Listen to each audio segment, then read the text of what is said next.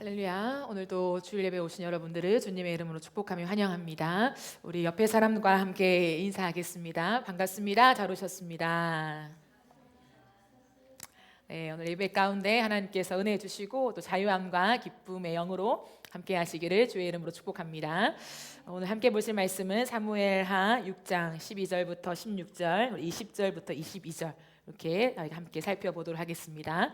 사무엘하 6장 12절에서 16절, 20절에서 22절입니다.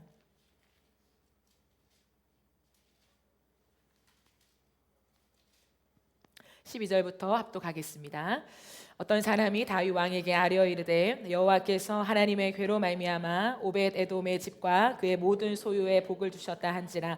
다윗이 가서 하나님의 궤를 기쁨으로 메고 오벳 에돔의 집에서 다윗 성으로 올라갈새 여호와의 궤를 맨 사람들이 6걸음을 가매 다윗이 소와 살찐 송아지로 제사를 드리고 다윗이 여호와 앞에서 힘을 다하여 춤을 추는데 그때 다윗이 배 에봇을 입었더라. 다윗과 온 이스라엘 족속이 즐거이 환호하며 나팔을 불고 여호와의 궤를 메어 오니라. 여호와의 궤가 다윗성으로 들어올 때에 사울의 딸 미갈이 창으로 내다보다가 다윗 왕이 여호와 앞에서 뛰놀며 춤추는 것을 보고 심중에 그를 업신 여기니라. 20절 다윗이 자기의 가족에게 축복하러 돌아오매 사울의 딸 미갈이 나와서 다윗을 맞으려 이르되 이스라엘 왕이 오늘 어떻게 영화로우신지 방탕한 자가 염치 없이 자기의 몸을 드러내는 것처럼 오늘 그의 신복의 계집종의 눈앞에서 몸을 드러내셨도다 하니 다윗이 미갈에게 이르되 이는 여호와 앞에서 한 것이니라. 그가 내 아버지와 그의 온 집을 버리시고 나를 택하사 나를 여호와의 백성 이스라엘의 주권자로 삼으셨으니 내가 여호와 앞에서 뛰놀리라. 내가 이보다 더 낮아져서 스스로 천하게 보일지라도 내가 말한 바 계집종에게는 내가 높임을 받으리라 한지라. 아멘. 네, 오늘은 춤추라라고 하는 제목으로 함께 하나님 말씀을 나누도록 하겠습니다. 영화 타이타닉 다 보셨죠? 온 국민이 다 봤지 않을까 싶은데요. 아주 유명한 타이타닉의 한 장면인데요. 잭이 로즈와 만나는 그 장면 속에서 그 배 안에서 귀족들이 함께 모여 있는 그 공간에서 나와서 서민들이 함께 있는 그 공간으로 들어가요. 그래서 거기서 같이 춤을 추는 장면이 나오죠. 되게 인상 깊은 장면인데요.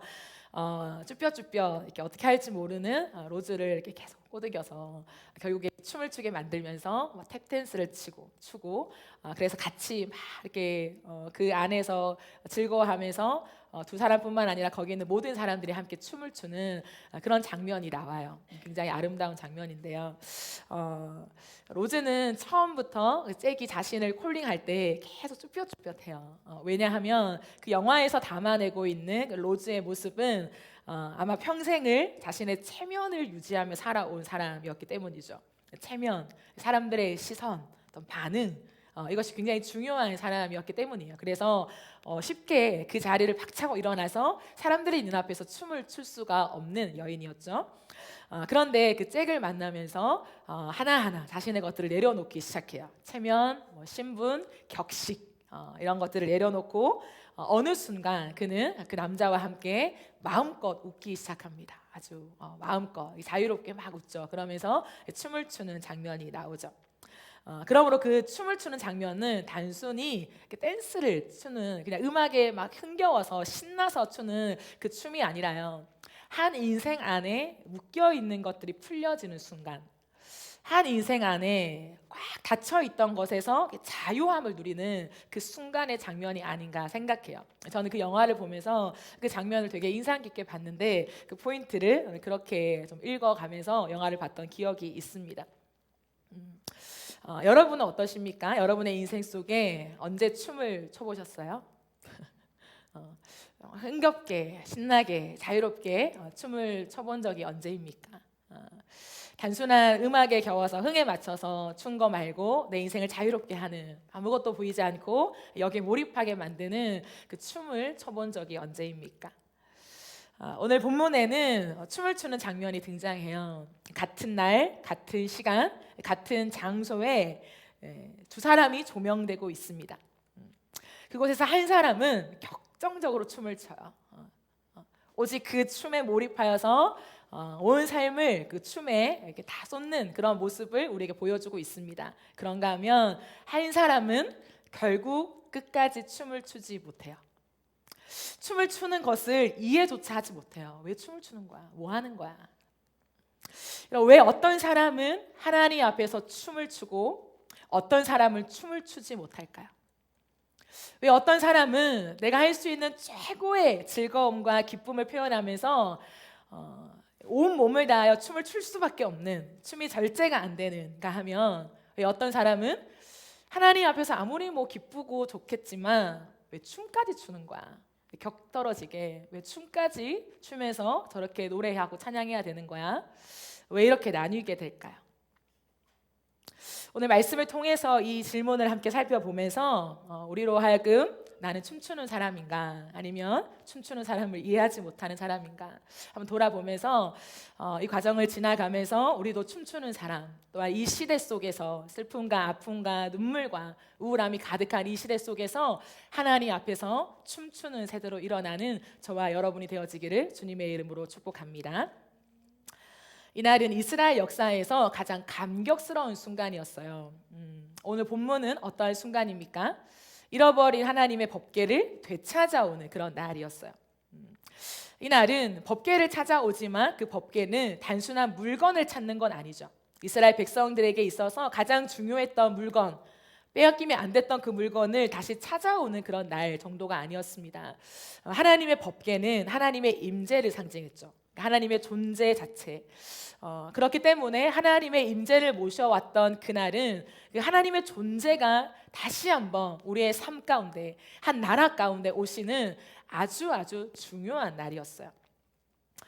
약 20년이나 넘는 시간 동안에 방치되어 있었던 그 법궤가 다시 예루살렘으로 들어오는 그날이 바로 본문의 장면이죠. 그날 한 사람은 그 거리 한복판에 있어요. 그 행렬 속에서 하나님의 임재를 모셔오는 행렬 속에 한 복판에 있죠. 온몸으로 뛰고 환호하고 즐거워하면서 어쩔 줄 모르는 그 기쁨을 하나님 앞에서 막 드리고 있는 거죠. 그 사람이 누구입니까? 다윗이죠. 그런가 하면 또 다른 한 사람은 창문 뒤에 서 있어요. 같은 행렬, 같은 민족, 그리고 나의 기쁨이 되어야 하는 그 하나님의 임재를 모셔오는 그 순간에 한 사람은 같은 기쁨을 느끼지 못해요. 같은 마음을, 그 감격을 느끼지 못합니다. 그 사람은 누구입니까? 미갈이죠. 한 사람은 춤을 추고 있었고 한 사람은 춤을 추지 못했어요. 16절을 보면 이렇게 말합니다. 여호와의 궤가 다윗성으로 들어올 때에 사울의 딸 미갈이 창으로 내다보다가, 하나님의 임재가 돌아오는 그 역사적인 날, 온 백성이 춤을 춰도 모자랄 그 날에 미갈은 어디에 있었습니까? 창문 뒤에 있어요. 그녀는 마음으로 참여하지 못합니다. 미갈이 누구입니까? 왕비죠. 왕비. 자기 아버지가 이스라엘의 초대 왕, 일대 왕. 이 나라와 자신의 운명을 뗄 수 없는 그러한 여인임에도 불구하고 이 여인은 그 자리에서 내려오지 않아요. 가까이 가지 않아요. 나와 무관한 일인 것처럼 생각하고 있습니다. 멀리서 그저 바라만 보고 있습니다. 그리고 심지어 마음속으로는 업신여겨요. 그 행렬이 못마땅한 거예요. 그럼 지금 서 있는 미갈의 위치는 단순한 지리적인 위치는 아니에요. 그냥 왕궁에서 내 집에서 창을 내다보는 그런 지리적인 위치를 말하는 것이 아닙니다. 미갈이 평생 살아왔던 삶의 모습을 보여주는 거죠. 미갈의 인생을 한마디로 말한다면 미갈의 인생에는 언제나 가림막이 있었어요. 벽이 있는 것처럼 항상 거리감이 있는 것 같은 그러한 인생을 살아온 것 같습니다. 왜냐하면 미갈은 항상 사람을 의식하며 살아왔어요. 미갈에게 있어서 가장 중요한 게 뭐냐? 사람들의 시선이었다는 거예요. 사람들의 시선을 항상 의식하며 살아왔기 때문이죠. 여러분, 우리가 사람을 의식하면요, 그 의식은 내 인생의 가림막이 돼요. 그리고 그 막은 나를 부자유하게 만들죠. 자유롭게 생각하고 행동하게 되는 것이 아니라 어느 순간 그것이 내 인생의 가림막이 되어서 잘 나아가지 못하게, 좀처럼 뚫지 못하게 만드는, 그래서 우리 인생을 주저하게 만드는 그러한 것들을 형성합니다. 저는 어릴 때 초등학생 때부터 춤을 좋아했어요. 그래서 일주일에 한 4번은 춤을 췄어요. 그래서 학교를 딱 하면 친구들과 이렇게 뭉쳐서 한 친구 집에, 이렇게 좀 넓은 친구 집에 가서 그 거실에서 항상 춤을 췄어요. 뭐 잭스키스, H.O.T 이런 음반들을 틀어놓고 그들의 춤을 이렇게 카피하면서 춤을 췄죠. 상상이 안 되시나요? 그래서 일주일에 한 4-5번을 춤을 추면서 그렇게 재미있게 지내고, 학교에 어떤 행사가 있다 그럼 이제 안테나가 딱 세워져서 우리가 1등으로 지원하고, 그래서 팀끼리 같이 댄스 대회를 나가고 항상 그랬던 기억이 있어요. 그래서 저는 걸어갈 때마다 그냥 걸어가진 않았어요. 항상 리듬을 타면서 걸어가고 그랬던 사람이었어요. 그래서 항상 춤이 있고 리듬이 있고 노래가 있고 길거리 누가 보든 상관없이 막 노래했던 사람, 그게 이제 저라는 사람이었어요. 그런데 조금 이렇게 커가고, 또 제가 사역자로서 좀 일찍 사역자의 부르심을 받고 갔는데 첫 사역지부터 심상치 않은 그러한 환경이었어요. 그래서 좀처럼 웃을 수 없는 환경, 굉장히 슬프고 좀 우울하고 조용해야 되는, 이렇게 사역자의 위치를 잘 지켜야 되는 그러한 환경이었습니다. 그때부터 시작해서 점점 저에게 요구되어지는 것들이 많았어요. 사역자니까 이런 상황에서 어떻게 해야 되냐면, 이런 것들이 저에게 많이 주어지게 되었죠. 그때부터 제가 경직되기 시작한 것 같아요. 조금씩. 그래서 삶의 리듬을 좀 잃어버리고 아무 생각 없이 때로는 그냥 좀 생각나는 대로 이렇게 했던 것들이 계속해서 꺾여지면서 무언가를 생각하기 전에, 말하기 전에, 행동하기 전에 한 번 더 걸러내야 되는, 사역자라면 어떻게 해야 되지? 이런 것들이 자동화되는 거, 자동화기기가 장착되어져서 살아왔던 기억들이 있습니다. 그러니까 존재만으로, 나의 존재로 친구들과 함께 같이 웃고 떠들고 내 것들을 막 표현하고 했던 그 자리에서 요구의 자리로 옮겨지게 된 거죠. 그럼 사람은 존재의 자리에서 요구의 자리로 옮기게 되면 경직되어져요. 내 존재만이 아니라 무언가 역할과 요구가 내게 주어질 때 경직되죠. 미가는 왜 춤을 추지 못했을까요, 여러분? 미갈의 인생을 생각해 보면 그녀가 왜 창문 뒤에 숨어 있었는지 이해는 가요. 그녀의 아버지는 사울 왕이었죠. 사울 왕. 사울은 딸을 어떻게 생각했을까요? 딸을 어떻게 대우했을까요? 내 사랑하는 딸, 이런 흔적은 없습니다. 사울은 딸을 정치적으로 사용했어요. 딸을 사랑의 대상이 아니라 나의 증명의 대상으로 사용했던 거죠. 이것은 어떤 삶일까요? 존재로 사랑받지 못하고 수단으로 이용된 삶이죠. 상대의 필요가 더 중요한 거예요. 내 존재보다는 그 상대, 나와 엮여있는 그 관계 안에 있는 그 상대의 필요가 더 중요해서 그 필요에 의해서 요구당하는 것. 그 사람의 이기심으로 인해서 내가 해줘야 되는 어떤 상황들, 이것이 수단화된 관계이죠. 가장 존재로 인정받고 존재로 수용받고 사랑받아야 하는 아버지와 딸의 관계 안에서 수단화된 관계를 계속 경험해 가기 시작합니다. 존재를 아름답게 여기고 안아주고 그 존재를 지지해주고 응원해줘야 하지만, 사울은 딸을 바라볼 때 언제나 자신의 정치적인 수단, 자신의 체면과 자신의 이 왕권을 유지하는 것이 너무 중요한 나머지 그 과정에 딸을 사용하게 된 거죠. 여러분, 어릴 때 물에 빠져본 기억이 있는 사람은 아무리 좋은 막 수영장 펼쳐져 있는 바닷물 앞에 서도요, 좀처럼 몸을 담그지 못해요. 너무 아름다운데요, 저 바다에 나도 수영하고 싶다라고 해도요, 막 달려가서 풍덩 이렇게 헤엄치지 못하고요, 주저하게 돼요. 왜냐하면 그 기억 속에 내가 물에 빠져서 죽을 뻔한 기억이 있기 때문이죠. 그런데 어릴 때부터 막 수영하고 헤엄치고 그게 너무 일상이고 그게 기쁜 기억이 있는 사람은 그런 넓은 바닷물을 봤을 때 막 뛰어 들어가게 되죠. 그래서 물 만난 고기처럼 헤엄치면서 그 시간들을 즐기게 됩니다. 미갈의 인생에서는 사랑 안에서 자유하는 법을 배우지 못했어요. 사랑이라고 하는 물 안에서 헤엄치면서 내가 가고 싶은 곳까지 가고 첨벙첨벙 이렇게 노는 그 즐거움, 사랑의 즐거움, 사랑의 헤엄침이 무엇인지를 경험하지 못한 거죠.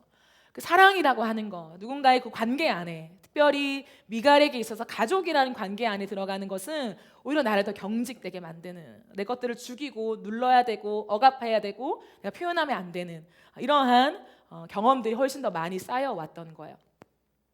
그러니까 가장 가까운 가족 안에서의 그 상처가 누적되면서 고립과 소외감을 가지고 살아왔던 사람, 미갈이죠.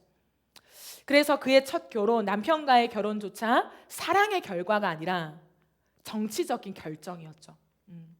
정치적인 것 속에 결정되어진 그 결혼, 가족 관계를 또다시 경험하게 되는 거죠. 그러면서 그는 행복하지 않았습니다. 그래서 미갈은 여전히 창문 뒤에 서 있는 거예요. 무언가 경계하는 그 경계선을 결코 인생 가운데 지우지 않아요. 자신을 감추고 자신을 지키는 것이 너무 자동화되어 있는 거예요. 그런 미갈의 인생은 참 무거웠어요. 이런 마음이 무거우면 춤출 수 없어요, 그죠? 내 마음이 막 무겁고 우울하고 이러면 춤출 수 없죠. 수많은 사람들이 다 춤을 춘다 한들 나는 절대 춤을 출 수 없어요. 몸이 무거우면 뛸 수가 없죠. 그러다 보면 어떻게 될까요? 사람은 점점 더 자기를 무겁게 만들어 가요. 왜냐하면 무거워야 사람들이 나를 함부로 대하지 못하니까. 쉽게 보이면 안 되니까. 호락호락하면 안 되니까. 점점 무게감을 가지려고 하는 거죠. 그래서 경계선을 만듭니다. 내 인생의 경계선을 세우면서 까다로운 사람이 되는 거예요. 쉽게 예스 하지 않고 무언가 딴지를 걸죠. 그래서 까다롭게 호락호락하지 않음을 상대에게 비춰주는 거예요. 그러면 어떻게 될까요? 나는 점점 굳어지는 거예요. 그럼 이러면서 안타깝지만 형성되어지는 게 뭐냐면 내 인생의 중심축이 내가 되는 거야. 내가 나를 지키고 내가 내 경계선을 지키면서 나를 보호하려고 하는 내 인생의 중심축이 내가 되는 거야. 나. 그래서 내가 중심축인 사람에게 가장 신경 쓰이는 건 뭐냐면 사람이에요. 사람을 경계하게 되죠. 사람들의 시선, 체면, 평판을 넘어설 수 없게 됩니다. 이것이 너무너무 중요해지면요, 사람이 절대 자유로워질 수가 없어요. 아무리 나는 좀 자유로운 사람, 나는 뭐 격식과 어떤 법과 이런 것들에 난 너무 싫어라고 말하는 사람일지라도 들여다보면 오히려 더 사람의 눈치를 많이 보는 경향이 있습니다. 그래서 미갈은 춤추는 다윗을 이해하지 못한 거예요. 그래서 이렇게 말하죠. 20절에 보면 다윗이 자신의 가족에게 축복하러 돌아오매 사울의 딸 미갈이 나와서 다윗을 맞으며 이르되 이스라엘 왕이 오늘 어떻게 영화로우신지 방탕한 자가 염치 없이 자기의 몸을 드러내는 것처럼 오늘 그의 신복의 계집종의 눈앞에서 몸을 드러내셨도다. 20절에 이 미갈의 말을 한마디로 말하면 뭘까요? 비꼬는 말이죠. 비꼬는 말. 왕이 어떻게 그런 행동을 해요? 왕은 저렇게 할 수 없어요 라고 말하는 것이 아니라 얼마나 영화로우신지, 얼마나 대단하신지 춤까지 추시네요 뭐 이러는 거예요. 비꼬는 말을 하게 되는 거예요. 조롱하고 비웃는 말을 하게 되는 거죠. 왕이 왕답게 행동하지 못했고 왕의 체면을 지키지 못했고 품위를 지키지 못했다라는 것을 비꼬아서 얘기하는 거예요. 그럼 자유가 없는 사람은 자유한 사람을 이해하지 못하죠. 내 안에 무언가 가득 경계선이 있는 사람은 경계선이 없는 다른 사람의 행동을 못마땅해 합니다. 그렇게 좋아 보이지가 않아요. 그런데 반면 다윗은 어떻게 해요? 일부러 그렇게 하는 거예요. 더 적극적으로 자신의 것들을 표현합니다. 본문은 말하죠. 14절에 다윗이 여호와 앞에서 힘을 다하여 춤을 추는데 그때 다윗이 배 에봇을 입었더라. 그러니까 어쩌다 보니까 춤을 춘 게 아니에요. 어쩌다 보니까 가다 보니까 너무 갑자기 막 신나고 생각해 보니까 이게 말이 안 되고 하나님이 임재가 오다니 막 감격스러워서 갑자기 춤을 추게 된 것이 아니에요. 다윗은 의도적으로 춤을 춥니다. 다윗은 오랜 시간 광야의 시간을 통과하면서 왕이 되었죠. 정말 왕이 될까 기대조차 안 했을 거예요. 하지만 결국에 왕이 돼요. 그 오랜 광야의 시간, 빈곤의 시간, 정말 도망자의 시간이 끝나고요. 권력과 돈과 명예를 다 손에 쥐게 됩니다. 이런 한 나라의 왕이에요, 왕. 그 당시에 이스라엘 왕은요, 모든 것을 가진 거죠.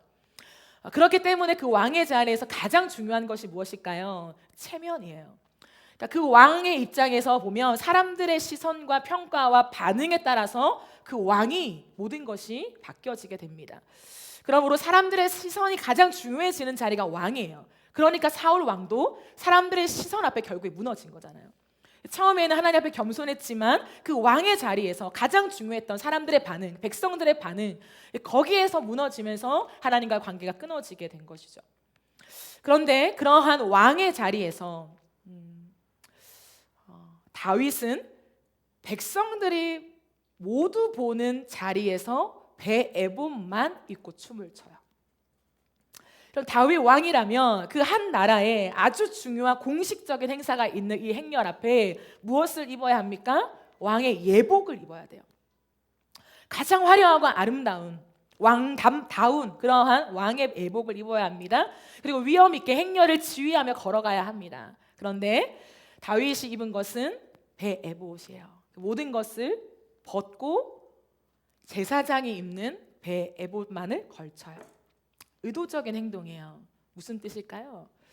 한 나라의 공식적인 행사가 있는 날 왕의 위엄을 갖추고 왕의 체면을 절대 떨어뜨리면 안 되고 격식을 갖추고 온 백성이 보는 앞에서 그 행사를 진행해야 하는 한 자리에서 또 왕이 된 지 얼마 안 된 그 시점 속에서 다윗은 온 백성 앞에 선포합니다. 내가 왕이 아니라 이 법궤의 주인 되시는 하나님이 왕이십니다. 오늘 내가 왕이 아니라 진짜 왕 되신 하나님 앞에서 나는 한 명의 예배자일 뿐입니다.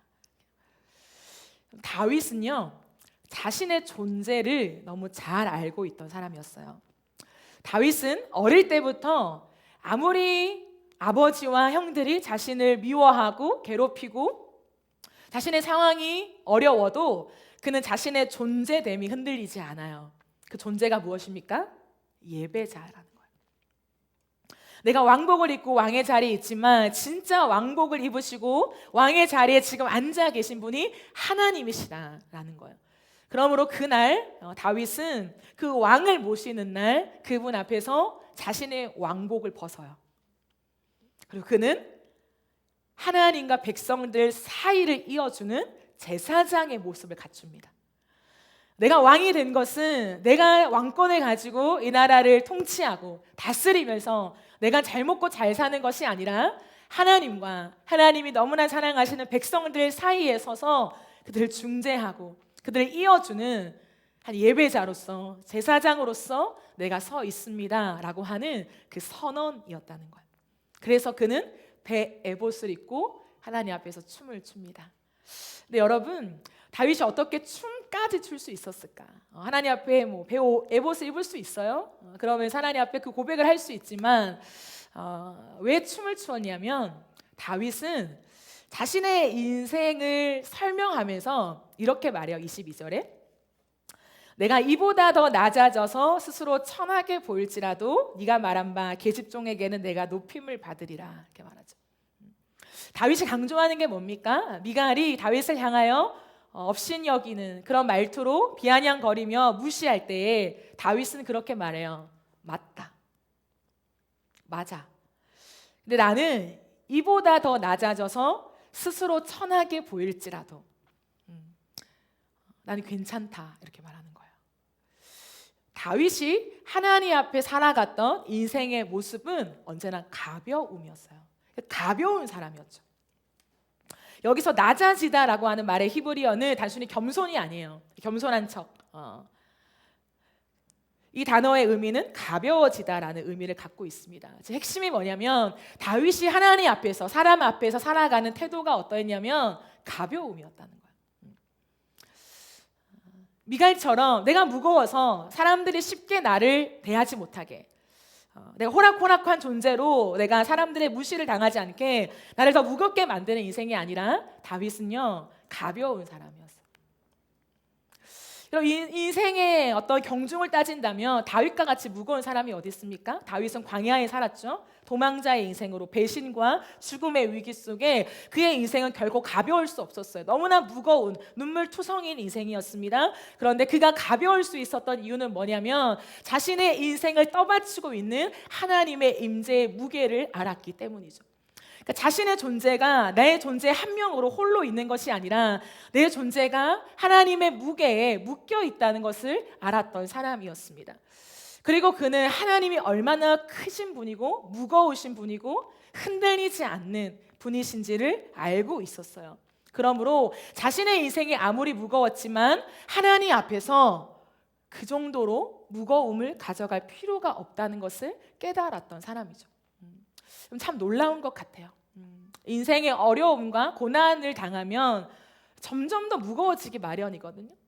작은 것에도 무겁게 반응하고 작은 말 한마디, 작은 사건, 작은 것에도 굉장히 무겁게 받아들이게 되는 것이 인간의 연약함입니다. 그런데 다윗은요, 하나님 앞에서, 사람 앞에서 무겁게 가져가지 않아요.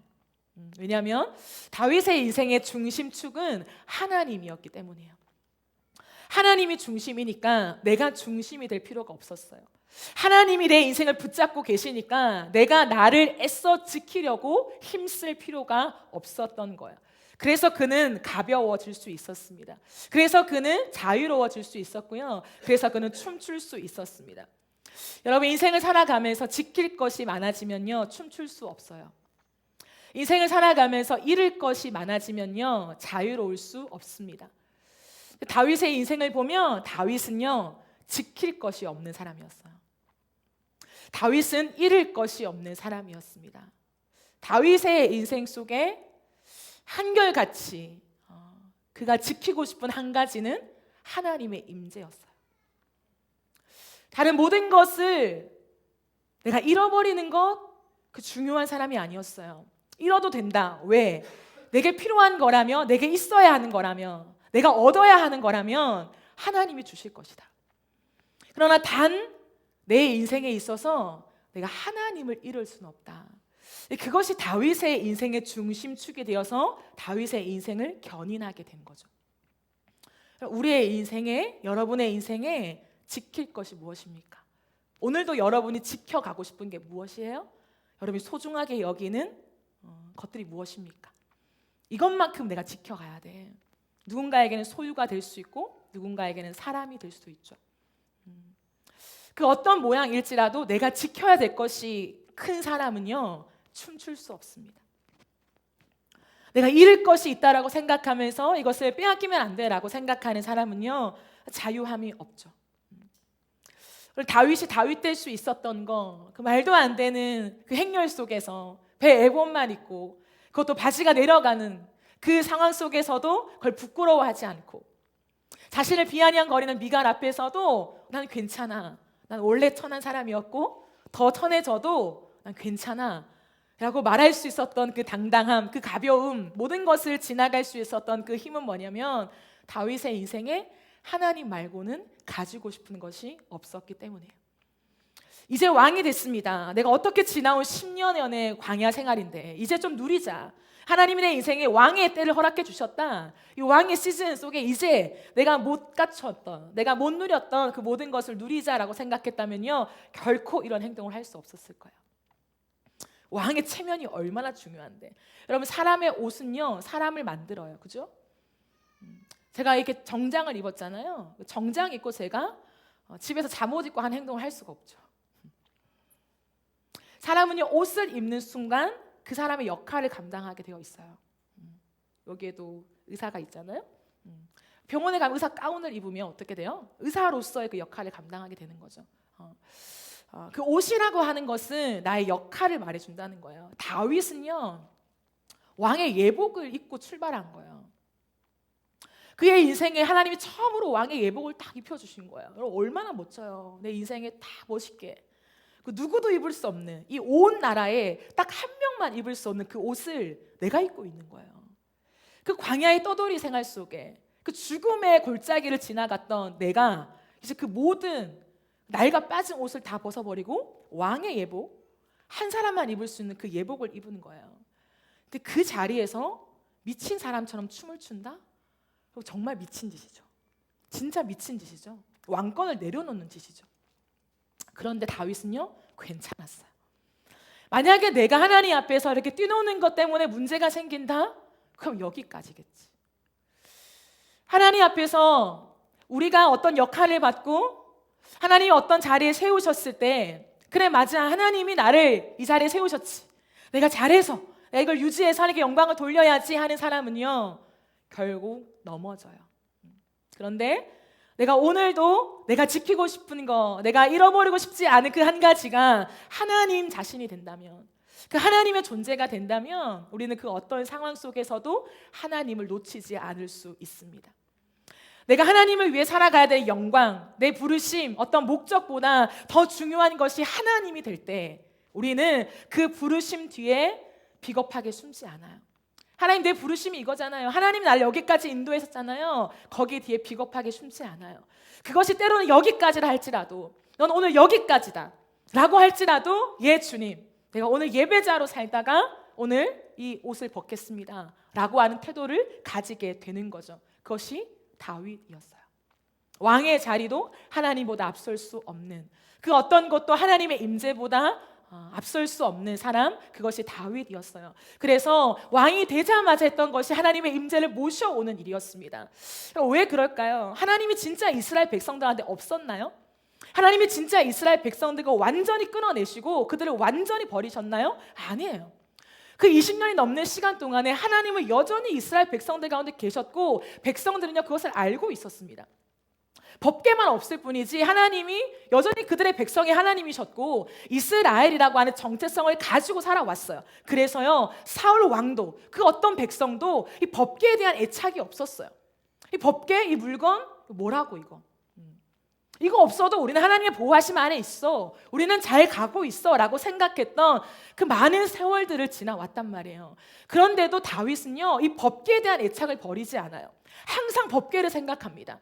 그리고 나서 내가 왕이 되기만 한다면, 내 모든 권한을 다 사용해서 저 법궤를 가지고 와야지, 이 생각밖에 없던 사람이었어요. 왜일까요? 제가 이번 주를 지나가면서 이 부분을 묵상할 때 하나의 에피소드가 생각났어요. 이게 뭐냐면, 우리가 누군가를 이렇게 보고 싶어 하잖아요. 누군가를 보고 싶어 해요. 그러면 내가 사랑하고 좋아하는 대상이 있습니다. 사랑하고 좋아하고 보고 싶어하는 대상이 있는데요, 그 사람의 얼굴을 보지 못할 때 어떻게 해요, 여러분? 그럼 너무 사랑하는 사람이 있어요. 어떻게 해요? 전화하죠. 전화로만, 음성으로라도 그 사람을 만나고 싶어서 전화하잖아요. 전화해서 그 부분을 달래요. 근데 전화했는데도 보고 싶어요. 그럼 어떻게 해요, 여러분? 어떻게 할 것 같아요? 연애를 한다 지금. 상상해보세요. 상상, 행복한 상상. 연애를 하고 있다 지금. 근데 떨어져 있어. 너무 보고 싶어. 전화를 했어요. 전화를 끊고 지나는데 또 보고 싶어. 어떻게 할 것 같아요? 갈 수가 없어. 어떻게? 페이스타임을 하겠죠. 영상통화를 하겠죠. 얼굴 보고 싶으면 영상통화를 해요. 얼굴 봤죠. 어떻게 생겼는지, 어디에 있는지, 어떻게 하고 있는지 다 봐요. 그러면 끝인가요? 이제 봤다 끝? 그럼 진짜 사랑하면요, 음성을 듣고 얼굴을 페이스타임으로 봐도요, 직접 보고 싶어요. 근데 그 직접 보고 싶은 게 달래지는 게 아니라, 음성 들었고 내가 영상통화로 얼굴 확인했으니까 이제 좀 괜찮네, 좀 나아졌어가 아니라요, 더 보고 싶어져요. 훨씬 더 직접 그 얼굴을 보고 싶은 갈망이요, 가슴에 차올라요. 다윗이 왜 하나님의 법궤에 그토록 집착했을까? 사람이 얼굴과 얼굴을 대면하듯이 법궤라고 했던 이 물건은요, 하나님의 얼굴 그 자체였어요. 하나님이 이스라엘 백성들한테 뭐라고 했냐면, 얘들아, 너희와 내가 얼굴과 얼굴을 맞대어 볼 수가 없지. 나는 신이고 너희는 피조물이니까. 근데 마치 내가 얼굴과 얼굴을 대면하여 보듯이 너에게 한 물건을 줄 건데, 그게 이제 법궤야라고 말씀하신 거예요. 그러면 이스라엘 백성들에게서 법궤는 단순한 어떤 상징적인 그런 물건으로 끝나는 것이 아니라 하나님의 얼굴을 보는 것 그 자체였다는 거예요. 그 정도로 깊은 의미를 갖고 있었어요. 다윗이 하나님 앞에서 굉장히 하나님이 보시는 그 중심과 심장을 가진 이유는 뭐냐면, 다른 사람들은요, 그냥 하나님과 통화하고 하나님과 페이스타임 하는 걸로 만족해요. 하나님 오늘 봤습니다. 괜찮아요. 이 정도면 만족합니다. 근데 다윗은요, 그걸로 만족이 안 되는 사람이었어요. 그 구약 시대에 하나님과 깊이 가까이 가는 것이 되게 어렵고 무겁고 겁나는, 죽을까 봐 겁나는, 내 죄 때문에 하나님께 나아갔다가 괜히 내 삶에 어떤 일이 벌어질 것 같은 그러한 하나님이었지만 다윗은 아니었어요. 다윗은 하나님과 더 가까이 가고 싶었어요. 하나님의 얼굴을 직접 보고 싶었어요. 그게 법기였어요. 그래서 다윗은 자신이 왕이 되자 말자 그 하나님의 얼굴을 상징하는, 정말 너와 내가 딱 만나서 오늘 진짜 얼굴을 실물로 딱 확인하는 것처럼 하나님의 법궤를 가지고 와서 그 하나님의 얼굴을 보는 것처럼 그 법궤를 여기는 거예요. 그러니까 여러분, 그렇게 오랜 시간 동안, 여러분 일주일만 못 봐도, 사랑하는 사람을 일주일 한 달만 못 봐도 애가 닳는데 20년? 그 이상 동안에 하나님의 얼굴을 못 봤다는 거예요. 그 몇십 년 동안에 다윗은요, 그 하나님의 얼굴을 보고 싶은 그 그리움, 다른 것으로 대체가 안 되는, 그 하나님의 것들이, 하나님과 관련된 것들이 주변에 널려 있지만 그것으로는 채워지지 않는, 하나님의 얼굴을 직접 봐야만 할 것 같은 그 애끓는 마음을 가지고 견뎠고 기다렸는데 마침내 그것을 가지고 온 거예요. 그때의 그 기쁨을 그 춤으로 표현한 거예요. 그리고 그는 고백하는 거예요. 하나님, 내 인생의 광야가 지나고 왕이 되었고 많은 걸 가지고 있고 누리고 있고 사람들이 부러워할 만한 모든 것이 내 소유로 내 앞에 있지만 난 절대 하나님의 얼굴을 잃어버릴 수가 없습니다. 내가 그토록 그리워했던 하나님의 얼굴이 내 앞에 계신데 내가 지켜야 할 것은 다른 어떤 것보다 당신의 얼굴입니다. 이 고백을 하고 있는 거예요. 그래서 춤을 추는 거예요. 그 하나님을 본 그 기쁨을 감출 수가 없는 거죠. 그래서 다윗은 어떻게 합니까? 거기에 대한 대가를 지불해요. 그러니까 단순히 하나님의 얼굴을 가져와서 기쁘네요, 좋네요 라고 하는 그 즐거움으로 만족하는 것이 아니라 하나님의 임재, 그 얼굴을 본다는 것이 얼마나 무거운 것인지, 하나님의 사랑과 임재와 그 영광의 무게가 얼마나 무거운 것인지, 하나님의 존재가 내 앞에 오시기까지 하나님이 얼마나 무거우신 분이신지를 존중하는 마음으로 어떻게 해요? 6걸음에 한 번씩 피의 제사를 드립니다. 13절, 여호와의 궤를 맨 사람들이 6걸음을 가매 다윗이 소와 살찐 송아지로 제사를 드리고. 그럼 다윗은 알고 있었습니다. 하나님의 임재와 하나님의 얼굴과 이 사람들 사이에 막혀있는 가림막, 이 가림막을 걷어낼 수 있는 유일한 길이 피의 제사라는 거예요. 희생의 제사라는 것을 알고 있었어요. 값을 지불하는 것이라는 것을 알고 있었습니다. 그래서 그는요, 그냥 룰루랄라 내가 법궤를 가져왔어가 아니라 피의 제사를 드리며 희생의 제사를 드리며 그 하나님의 임재 안으로 가고 있는 거예요. 이 길은 값없이 열리지 않는다. 그 하나님의 임재, 그 하나님의 사랑의 무게는 우리가 그냥 취할 수 있는 것이 아니라 너무나 가치 있는 것, 것에 대한 존중함을 하나님께 드리고 있는 것입니다. 그리고 다윗은요, 그 행렬 속에서 예수 그리스도의 십자가를 봐요. 너무나 큰 은혜죠. 구약의 예수 그리스도, 십자가 이런 거 없잖아요. 그런데요, 독특하게 다윗은요, 예수 그리스도를 알았던 사람이었어요. 예수 그리스도를 보지도 못했지만, 성육신이 뭔지도 몰랐지만 그는 이미 예수 그리스도를 알고 있던 사람이었어요. 그 십자가를 지나가고 있었어요. 그래서 자신의 온 힘을 다해서 그 예수 그리스도의 십자가를 상징하는 피의 제사를 드리면서 한 걸음 한 걸음 하나님의 임재를 이곳 가운데 모셔오고 있었습니다. 여러분, 하나님의 임재가 오는 것은 그냥 뚝딱 되는 게 아니에요. 내 앞에 계십시오 해서 계시는 게 아니에요. 하나님의 사랑의 무게와 임재의 무게는 그렇게 가볍지 않습니다. 다윗은 그것을 알기 때문에 다른 사람을 신경 쓰지 않아요. 그리고 오직 그 한 분만을 의식하며 이렇게 말하죠. 마지막으로 16절, 21절을 보면 다윗 왕이 여호와 앞에서, 21절을 보아도 이는 여호와 앞에서 한 것이니라 내가 여호와 앞에서 뛰놀리라. 여호와 앞에서라고 하는 이 한마디가 다윗의 인생을 설명해 주고 있습니다. 그의 인생 앞에서 하나님과 나 사이에 가림막이 없다는 거예요. 하나님과 나 사이에 가리게 만드는 그 모든 것을 다시는 희생을 치러서라도 모든 것을 걷어냈어요. 광야의 시간 동안에서도 하나님과 자신을 가로막고 있는 것들을 견디지 못하면서 그는 선택한 것이 오히려 눈물이었어요. 오히려 힘든 광야의 그 척박한 길이었어요. 차라리 내가 이 길을 걸을지언정 하나님과의 대면에서 조금 더 막힘이 없게 하겠다. 그의 인생에 하나님을 향한 오해를 두지 않았어요. 그 오해 때문에 주님과 멀어지는 것을 용납하지 않았어요. 그래서 자신의 희생을 감수하면서까지도 하나님 앞에 걸어갔던 것이죠. 여러분, 하나님의 임재가 그 무엇보다 소중한 사람은 우리의 인생 앞에 가림막을 두지 않습니다. 가림막을 허용하지 않아요. 경계선을 두지 않습니다. 다윗은 사람보다 하나님의 임재가 훨씬 더 중요했어요. 사람의 말보다 하나님의 말씀이 중요했고, 사람의 평가보다 하나님의 칭찬이 더 중요했습니다. 그래서 그는 거침없이 달려가요. 거침없이 하나님의 임재를 향해 달려갔던 사람입니다. 오늘 우리는 이 말씀 앞에 우리가 누구인지를 돌아봅시다. 어느덧 창문 뒤에 숨어있는 미갈입니까? 아니면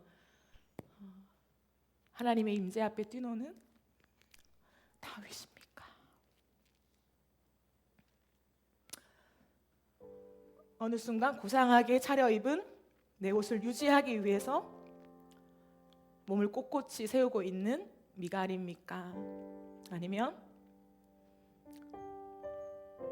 이 옷이 다 벗겨지고 내 인생이 초라하게 될지라도 하나님의 임재를 빼앗길 수 없어서 피와 땀이 범벅된 채 자유롭게 하나님의 그 임재로 인하여 춤추는 다윗입니까? 무거워진 사람은 춤을 추지 못해요. 어느샌가 너무 무거워져 버려서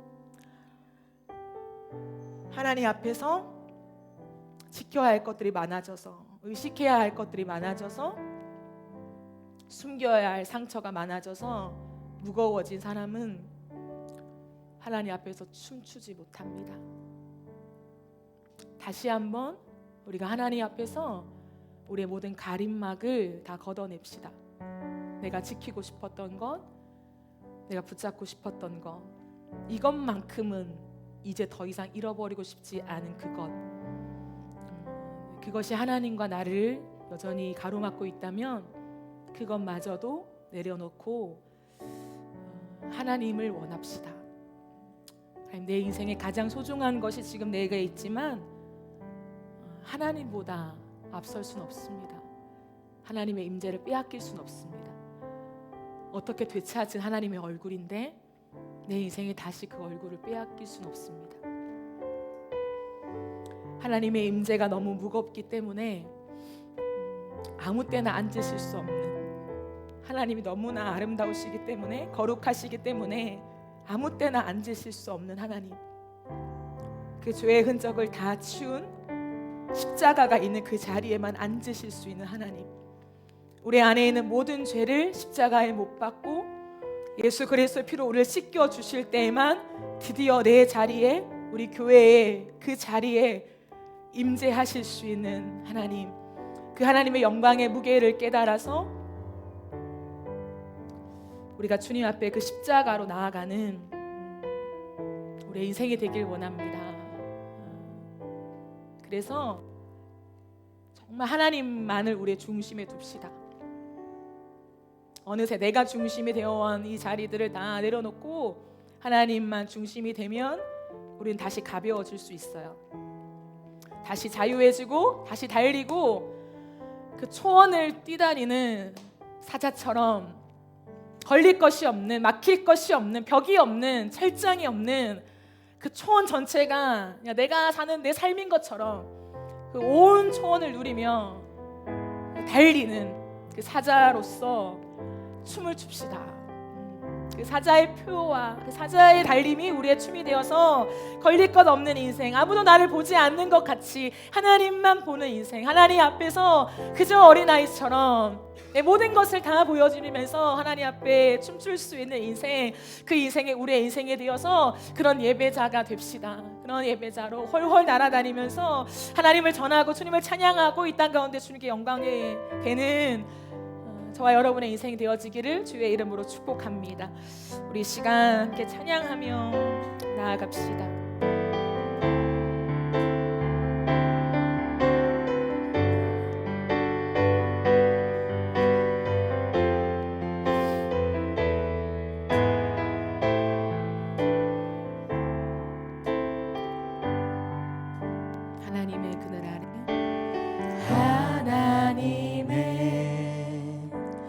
그늘 아래 내 모든 것 다 내려놓고 나 잠잠히 주를 묵상하네. 그 놀라우신 은혜를 끝이 없는 주의 사랑 강물 되어 흘러 내 영혼에 자유함 주시네. 날 새롭게 하시네. 하나님 사랑 그 사랑 날 자유케 하네. 하나님 사랑 그 사랑 날 회복해 하네. 하나님의 그늘 아래 하나님의 그늘 아래 내 모든 것 다 내려놓고 나 잠잠히 주를 나 묵상하네. 잠잠히 주를 그 묵상하네. 놀라우신 그 놀라우신 은혜를 끝이 없는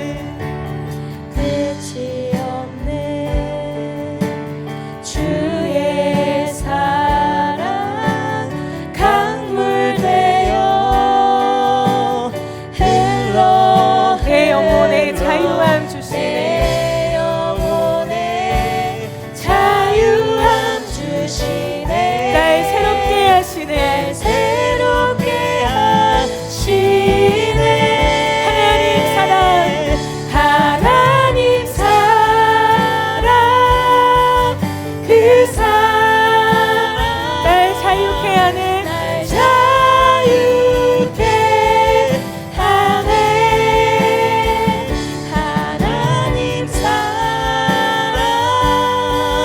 그 사랑 날 회복해. 우리 한 번 더 찬양합시다. 하나님의 그늘 아래 하나님의 그늘 아래 내 모든 것 다 내려놓고 나 잠잠히 주를 묵상하네. 나 잠잠히 주를 묵상하네. 놀라우신 은혜를 놀라우신 은혜를 끝이 없는 주의 사랑 끝이 없는 주의 사랑 강물 되어 흘러 내 영혼에 자유함 주시네. 내 영혼에 자유함 주시네. 날 새롭게 하시네. 새롭게 하시네. 하나님 사랑 하나님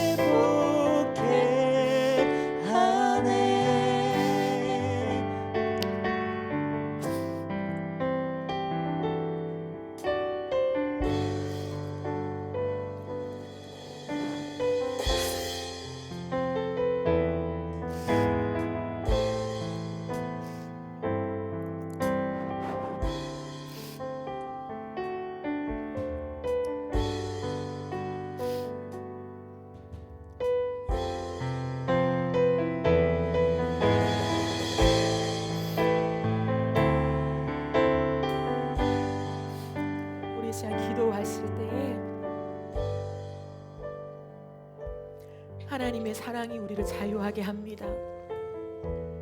우리의 존재를 사랑하시고 우리가 아직 죄인 되었을 때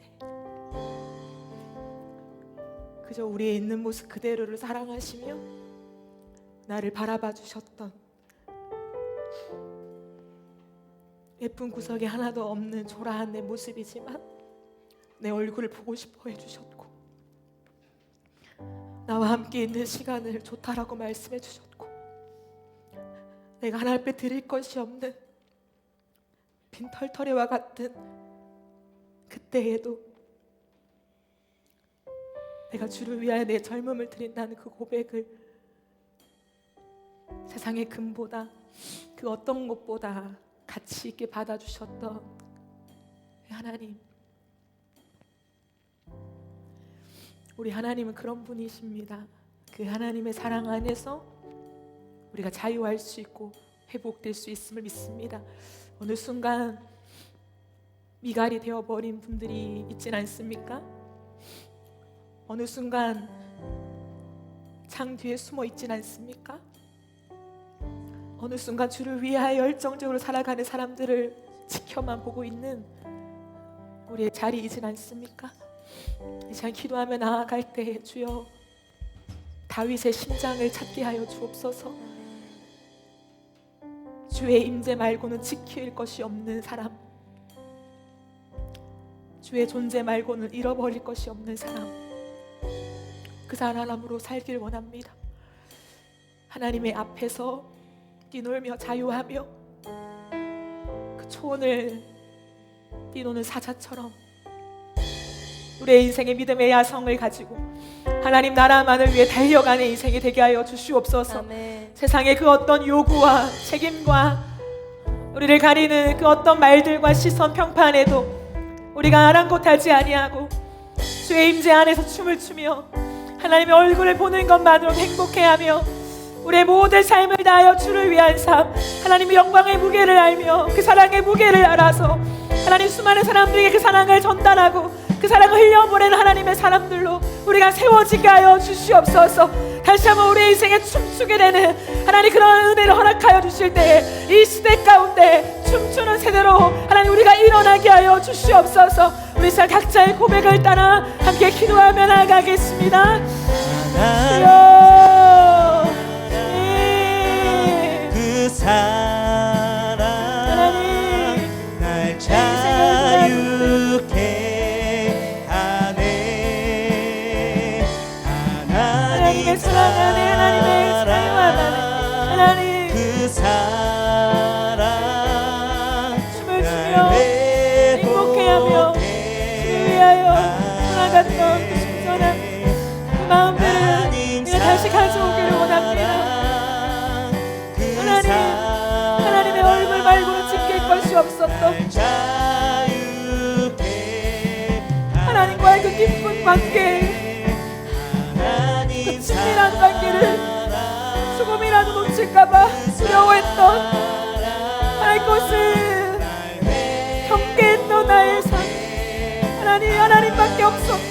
하나님만이 나의 모든 것을 채울 수 있어. 하나님 한 분만, 그 임재와 그 영광만, 하나님 다른 모든 것을 내가 잃어버려도 하나님을 잃어버릴 수 없었던 하나님 그 걸음걸음 속에서 하나님 앞에 춤을 추었던 내 삶, 다시 한번 주님 앞에 회복되어지게 하시고 하나님 오직 하나님 앞에서 뛰놀며 하나님 그 초원을 달리는 사자처럼 내가 하나님의 나라를 위하여 믿음의 야성을 가지고 하나님 내가 다시 한번 일어나게 원하고 하나님 내 평생에 하나님 앞에 내 삶을 주님께 드린다 약속했습니다. 이 초라한 하나님의 삶이란 하나님의 영광과 나라를 위해 쓰임받게 하시고 주를 위해 살아가는 나의 인생이 되게 하여 주시옵소서. 살아도 주를 위하여 죽어도 주를 위하여 사나 죽으나 내 몸에서 예수 그리스도만이 존귀하게 되어지길 원합니다. 나를 위한 삶을 살지 않기로 결정했고 하나님만을 위한 삶을 살기로 다짐하며 내 모든 인생을 주께 드려왔던 시간들이 헛되지 않게 하여 주시고 내 어떠한 인생의 한 구간이라도 하나님의 얼굴 잃어버리지 않기를 원하고 다시 보고 싶어하며 하나님을 향하여 하나님께 간접적으로 나아가는 것들을 내가 만족해하지 아니하며 하나님의 얼굴을 직접 보고 싶은 하나님을 가까이서 만나고 싶은 하나님의 음성을 내가 뚜렷하게 듣고 싶은 하나님 그 간절한 나의 갈망이 하나님 앞에 더욱더 차오르게 하시고 하나님 마음을 주께 드리며 나아가오니 하나님 내 마음을 하나님 하시지 하나님 내 마음을 하나님을 하시지 내 중심을 하나님을 하시죠 하나님은 내 심정을 보고 계시죠 하나님을 향하여 감출 수 없는 그럼에도 불구하고 하나님만을 원하는 그 사랑이 없으면 살아갈 수 없는 나를 하나님은 하시지 나를 주님은 하시지 하나님은 나를 하시지 하나님이 없으면 나도 없습니다 하나님이 없으면 내 인생은 아무런 의미가 없습니다 그 부르심을 위해 살지 않으면 내 삶은 아무런 가치가 없습니다 하나님이 없습니다 주님 은혜를 더하여 주시고 아버지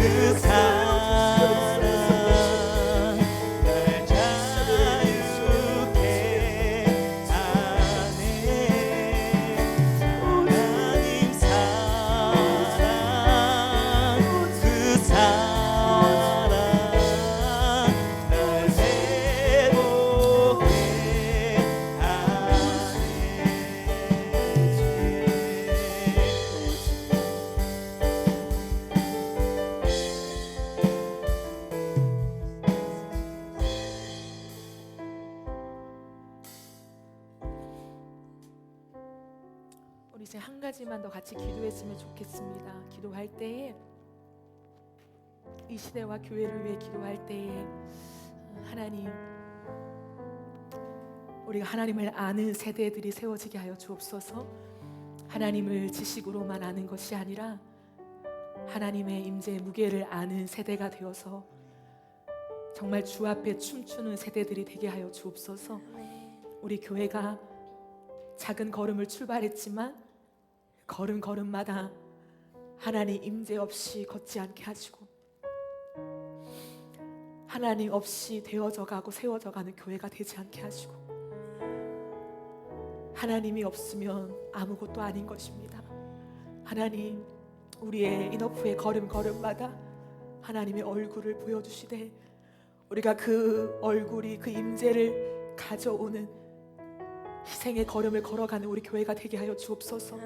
하나님을 가볍게 여기지 않게 하시고 하나님과의 관계를 우리가 가장 귀중하게 여기며 그리스도 앞으로 날마다 나아가 우리의 기도의 자리를 지키고 하나님 앞에 우리의 마음을 고백하며 하나님을 원하는 끝없는 우리의 삶의 시간들을 내어드리는 그런 우리 교회가 되게 하여 주옵소서. 그냥 되어져가는 예배가 아니라 한 곡 한 곡마다 우리의 예배 시간마다 주를 향한 우리의 마음을 담아 하나님 주님 앞에 나아가는 그런 예배가 우리 예배 가운데 회복되어지게 하여 주시옵소서. 우리 시간 우리 교회를 위해서 이 세대를 위해서 주님 주시는 감동을 따라 우리 한 번 더 같이 기도하면 좋겠습니다. 예 하나님 우리가 하나님 앞에 나아갑니다. 하나님 우리가 하나님 앞에 걸어가는 인어프의 걸음마다 하나님의 임재가 있기를 원합니다. 교회가 걸어가는 모든 것 그냥 걸어가지지 않게 하시고 그냥 되어져지지 않게 하시고 하나님의 임재 안에 우리가 나아가는 교회가 되어지기를 원합니다. 하나님의 임재 없이 그 교회가 될 수 없음을 고백합니다. 하나님의 임재가 있어야 교회고 하나님 말씀하셔야 교회고 사대 교회와 같이 죽은 교회가 되지 않게 하시고 라오디게아 교회같이 미지근한 교회가 되지 않게 하시고 하나님 작아도 그리스도의 능력을 가진 하나님 필라델피아 교회와 같은 그런 교회가 우리 교회가 되게 하여 주시옵소서. 하나님 앞에서 춤출 수 있는 교회 춤추는 것이 무엇인지를 아는 교회 하나님을 아는 교회 다윗의 마음을 아는 교회 다윗의 춤을 이해하는 교회 다윗의 예배가 있는 예배 하나님 그런 교회가 되게 하여 주시옵소서. 하나님을 향한 기자열이 살아있는 교회 하나님을 향해 감출 수 없는 목마름이 살아있는 교회 하나님만을 원하는 자들이 모여있는 교회, 하나님 알아가는 교회, 하나님 그런 교회가 되길 원합니다. 그런 교회가 되길 원합니다. 하나님이 없는 교회가 되지 않게 하시고, 그리스도가 없는 교회가 되지 않게 하시고, 십자가가 없는 교회가 되지 않게 하시고, 하나님이 계시는 교회가 되게 하시옵소서. 이곳에 주의 영광의 무게가 담겨지는 교회가 되게 하여 주시옵소서. 하나님이 너무 보고 싶습니다. 주님이 너무 보고 싶습니다.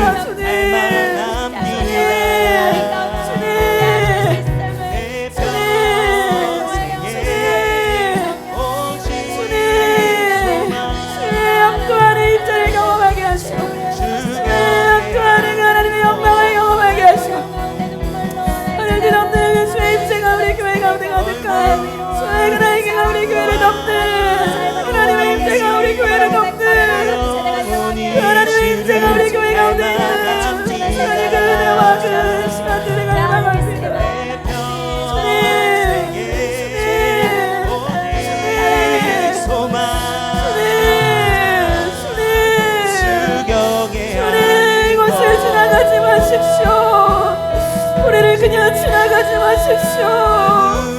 그냥 지나가지 마십시오. 우리를 그냥 지나가지 마십시오. 하나님, 우리를 그냥 지나가지 마십시오. 하나님, 우리 위에 앉으십시오. 우리 위에 앉으십시오. 우리 교회 위에 앉아주십시오. 우리 교회 위에 자정하여 주시옵소서.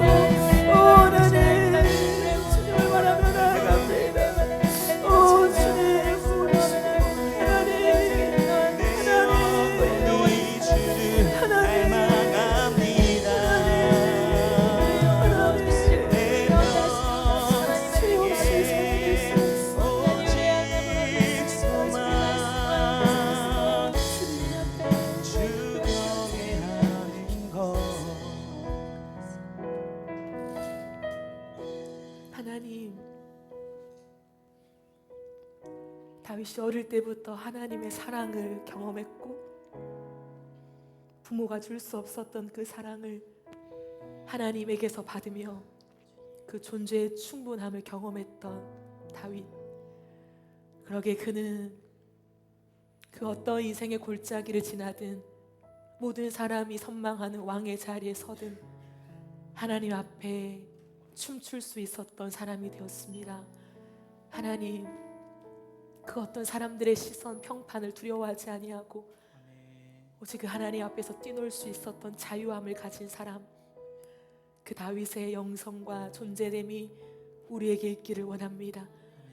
어느샌가 사람들을 의식하며 내 역할과 내 품위와 내 체면, 그 격식을 따지며 창문 뒤에 숨어있는 미갈과 같은 모습이 우리 안에 있다면, 다시 한번 내 존재를 끌어안으시고 사랑하시는 하나님의 사랑에 그 바다에 푹 잠기는 은혜를 허락하여 주옵소서. 그 깊은 사랑 안에 자유함을 누리며 마음껏 헤엄치는 기쁨, 그 사랑 안에 자유하는 은혜를 우리에게 허락하여 주시옵소서. 그래서 하나님, 이제는 주님 없이는 아무 의미가 없는, 하나님의 얼굴을 간접적으로 보는 것으로 만족이 안 되는, 내가 직접 보아야만 살 것 같은 그 하나님을 향한 갈망이 무엇인지를 아는 자들이 되게 하여 주시옵소서. 그 사랑의 깊이가 내 가슴을 파고들어서 그 사랑이 나를 움직여가고 내 인생을 송두리째 빼앗아가는, 그 사랑으로만 살아가는 걸음이 무엇인지를 알아가고 경험하는 우리의 인생 되어지게 하여 주십시오. 하나님께 드릴 것이 사랑밖에 없는 자들, 하나님, 그래서 그 사랑의 기가 막힌 표현들이, 놀랄만한 삶의 흔적들이 끝없이 주님께 올려드려지는, 하나님 보시기에도 놀라운 저런 사랑을 나한테 어떻게 드리지, 하나님을 놀라게 하는 그 사랑의 주인공이 되게 하시고 하나님을 기쁘시게 해드리는 한 사람의 예배자들로 세워지게 하여 주시옵소서. 하나님, 사랑하는 우리 교회 위에 임재하여 주실 때에 우리를 결코 그냥 지나치지 마시고 하나님의 영광과 그 임재의 무게를 우리 가운데 담아주셔 하나님을 만나는 귀한 우리의 교회가 되어지게 도와주시며 하나님의 영광의 무게를 감당할 줄 아는 우리 교회가 될 수 있도록 은혜를 베풀어 주시옵소서. 살아가는 모든 시간 동안에 하나님 주의 얼굴을 사모하며 또한 주님과의 관계가 더 깊어지는 한 주간이 되어지기를 축복하며 살아계신 예수님의 이름으로 기도합니다.